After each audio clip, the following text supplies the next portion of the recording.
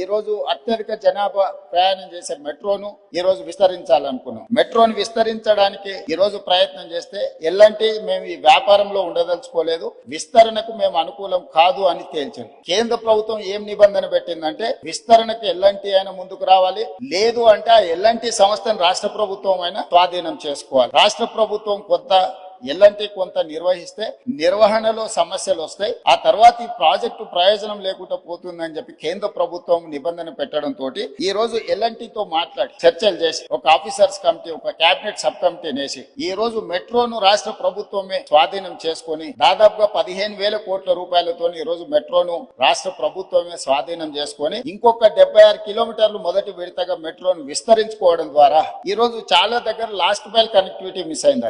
అధ్యక్ష తమరు వచ్చే రూట్ లోనే ఎల్బీ నగర్ వరకు మెట్రో ఆగిపోయింది. కానీ వాస్తవంగా ట్రాఫిక్ మన హయత్ నగర్ అవతల నుంచి సిటీలోకి వస్తున్నారు. ఈ రోజు ఏ రాష్ట్రంలో ఏ దేశంలో అయినా మెట్రో అనేది ఎప్పుడు ఎయిర్పోర్ట్ కి కనెక్ట్ చేసి ఉంటది అధ్యక్ష. మన దగ్గర ఎయిర్పోర్ట్ కి కనెక్ట్ లేదు అధ్యక్ష. అందుకే ఈ రోజు నాగోల్ నుంచి ఎల్బీ నగర్ నుంచి ఓఎస్సీ హాస్పిటల్ నుంచి చంద్రాయన్ గుట్ట నుంచి రాజేంద్ర నగర్ నుంచి శంషాబాద్ నుంచి మనం ఎయిర్పోర్ట్ కనెక్ట్ చేస్తున్నాం అధ్యక్ష. అదే విధంగా ఈ రోజు గౌలిగూడ దగ్గరకు వచ్చి ఆగిపోయింది అధ్యక్ష. ఓల్డ్ సిటీలో ఎప్పుడు మెట్రో విస్తరించాలని ఆనాటి ప్రభుత్వం మంజూరు చేసిన తర్వాత తెలంగాణ రాష్ట్రంలో పనులు ముందుకు జరగలేదు. అందుకే ఈ రోజు గౌలిగూడ నుంచి ఫలక్నామా నుంచి చంద్రాయన్గుట్ట జంక్షన్ కి ఈ రోజు మెట్రో కనెక్ట్ చేస్తున్నాం. ఐటీ పరిశ్రమలు ఉన్న ప్రాంతం రాయదుర్గం వరకు మెట్రో వచ్చింది. కానీ ఫైనాన్షియల్ డిస్ట్రిక్ట్ అదే విధంగా నియోపోలిస్ లో ఈ రోజు లక్షలాది మంది ఐటీ ఉద్యోగులు పనిచేస్తున్నారు. దాన్ని అక్కడికి పొడిగించడానికి ఈ రోజు చందానగర్ వరకు ఆగిపోయింది అధ్యక్ష. వాస్తవంగా బిహెచ్ఎల్ రామచంద్రాపురం నుంచి అత్యధికంగా జనాలు మనకి ఈ వైపు ప్రయాణం చేస్తున్నారు అధ్యక్ష. ఇట్లా ప్రతి దగ్గర లాస్ట్ మైల్ కనెక్టివిటీ ఎక్కడెక్కడైతే